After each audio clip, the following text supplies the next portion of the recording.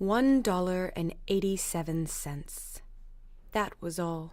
She had put it aside 1 cent and then another in her careful buying of meat and other food.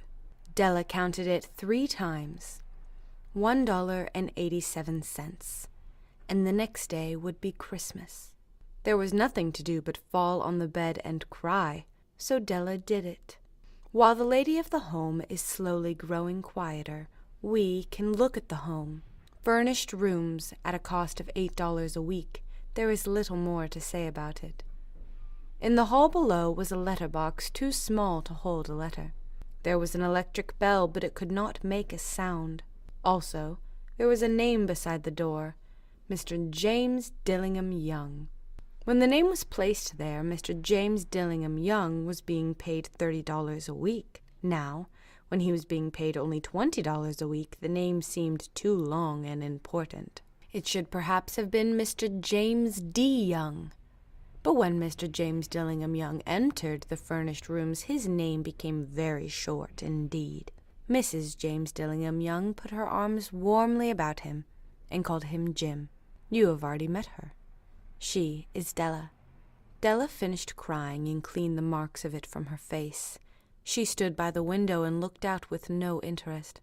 Tomorrow would be Christmas Day, and she had only $1.87 with which to buy Jim a gift. She had put aside as much as she could for months with this result. $20 a week is not much. Everything had cost more than she had expected. It always happened like that. Only $1.87 to buy a gift for Jim. Her Jim. She had had many happy hours planning something nice for him. Something nearly good enough, almost enough worth the honor of belonging to Jim. There was a looking-glass between the windows of the room. Perhaps you have seen the kind of looking-glass that is placed in $8 furnished rooms. It was very narrow. A person could only see a little bit of himself at a time. However, if he was very thin and moved very quickly, he might be able to get a good view of himself. Della, being quite thin, had mastered this art. Suddenly she turned from the window and stood before the glass. Her eyes were shining brightly, but her face had lost its color. Quickly she pulled down her hair and let it fall to its complete length. The James Dillingham Youngs were very proud of 2 things which they owned. One thing was Jim's gold watch. It had once belonged to his father, and long ago it had belonged to his father's father. The other thing was Della's hair. If a queen had lived in the rooms near theirs, Della would have washed and dried her hair where the queen could see it. Della knew her hair was more beautiful than any queen's jewels and gifts. If a king had lived in the same house with all his riches, Jim would have looked at his watch every time they met. Jim knew that no king had anything so valuable. So now Della's beautiful hair fell about her, shining like a falling stream of brown water. It reached below her knee. It almost made itself into a dress for her. And then she put it up on her head again, nervously and quickly. Once she stopped for a moment and stood still while a tear or 2 ran down her face. She put on her old brown coat. She put on her old brown hat. With the bright light still in her eyes, she moved quickly out of the door and down the street. Where she stopped, the sign said, Mrs. Sofronie, hair articles of all kinds. Up to the 2nd floor Della ran and stopped to get her breath. Mrs. Sofronie, large, too white, cold-eyed, looked at her.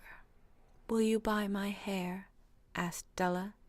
"I buy hair," said Mrs. Sofronie. "Take off your hat and let me look at it." Down fell the brown waterfall. $20, said Miss Sofronie, lifting the hair to feel its weight. "Give it to me, quick," said Della. Oh, and the next 2 hours seemed to fly. She was going from one shop to another to get a gift for Jim. She found it at last. It surely had been made for Jim and no one else. There was no other like it in any of the shops, and she had looked in every shop in the city. It was a gold watch chain, very simply made. Its value was in its rich and pure material. Because it was so plain and simple, you knew that it was very valuable. All good things are like this. It was good enough for the watch. As soon as she saw it, she knew that Jim must have it. It was just like him. Quietness and value. Jim and the chain both had quietness and value. She paid $21 for it, and she hurried home with a chain and 87 cents. With the chain on his watch, Jim could look at his watch and learn the time anywhere he might be. Though the watch was so fine, it had never had a fine chain. He sometimes took it out and looked at it only when no one could see him do it. When Della arrived home, her mind quieted a little. She began to think more reasonably. She started to try and cover the sad marks of what she had done. Love and large-hearted giving, when added together, can leave deep marks. It is never easy to cover these marks, dear friends.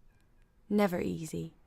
Within 40 minutes, her head looked a little better. With her short hair, she looked wonderfully like a schoolboy. She stood at the looking-glass for a long time. "If Jim doesn't kill me," she said to herself, "before he looks at me a second time, he'll say I look like a girl who sings and dances for money. But what could I do? Oh, what could I do with $1.87? At 7, Jim's dinner was ready for him. Jim was never late. Della held the watch chain in her hand and sat near the door where he always entered. Then she heard his step in the hall, and her face lost color for a moment. She often said little prayers quietly about everyday, simple things. And now she said, "Please, God, make him think I'm still pretty." The door opened and Jim stepped in. He looked very thin, and he was not smiling. Poor fellow. He was only 22, with a family to take care of. He needed a new coat, and he had nothing to cover his cold hands. Jim stopped inside the door. He was as quiet as a hunting dog when it's near a bird. His eyes looked strangely at Della, and there was an expression in them that she could not understand. It filled her with fear. It was not anger, nor surprise, nor anything she had been ready for. He simply looked at her with that strange expression on his face. Della went to him. "Jim, dear," she cried, "don't look at me like that. I had my hair cut off and sold it. I couldn't live through Christmas without giving you a gift. My hair will grow again. You won't care, will you? My hair grows very fast. It's Christmas, Jim. Let's be happy. You don't know what a beautiful, nice gift I got for you." "You've cut off your hair?" asked Jim slowly. He seemed to labor to understand what had happened. He seemed not to feel sure he knew. "Cut it off and sold it," said Della. "Don't you like me now? I'm me, Jim. I'm the same without my hair." Jim looked around the room. "You say your hair is gone?" he said. "You don't have to look for it," said Della. "It's sold, I tell you, sold and gone too. It's the night before Christmas, boy. Be good to me because I sold it for you." "Maybe the hairs on my head could be counted," she said, "but no one could ever count my love for you. Shall we eat dinner, Jim?" Jim put his arms around his Della. "For 10 seconds, let us look in another direction. $8 a week or $1,000,000 a year, how different are they? Someone may give you an answer, but it will be wrong. The Magi brought valuable gifts, but that was not among them. My meaning will be explained soon."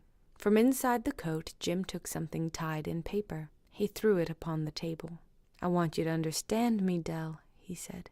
"Nothing like a haircut can make me love you any less, but if you'll open that, you may know what I felt when I came in." White fingers pulled off the paper, and then a cry of joy, and then a change to tears. For there lay the combs that Della had seen in a shop window and loved for a long time. Beautiful combs with jewels perfect for her beautiful hair. She had known they cost too much for her to buy them. She had looked at them without the least hope of owning them. And now they were hers, but her hair was gone. But she held them to her heart, and at last she was able to look up and say, "My hair grows so fast, Jim." And then she jumped up and cried, "Oh, oh!" Jim had not yet seen his beautiful gift. She held it out to him in her open hand. The gold seemed to shine softly, as if with her own warm and loving spirit. "Isn't it perfect, Jim? I hunted all over town to find it. You'll have to look at your watch 100 times a day now. Give me your watch. I want to see how they look together." Jim sat down and smiled. "Della," said he, "let's put our Christmas gifts away and keep them a while. They're too nice to use now. I sold the watch to get the money to buy the combs, and now I think we should have our dinner." The Magi, as you know, were wise men, wonderfully wise men, who brought gifts to the newborn Christ child. They were the first to give Christmas gifts. Being wise, their gifts were doubtless wise ones. And here I have told you the story of 2 children who were not wise. Each sold the most valuable thing he owned in order to buy a gift for the other. But let me speak a last word to the wise of these days. Of all who give gifts, these 2 were the most wise. Of all who give and receive gifts, such as they are the most wise. Everywhere they are the wise ones. They are the Magi.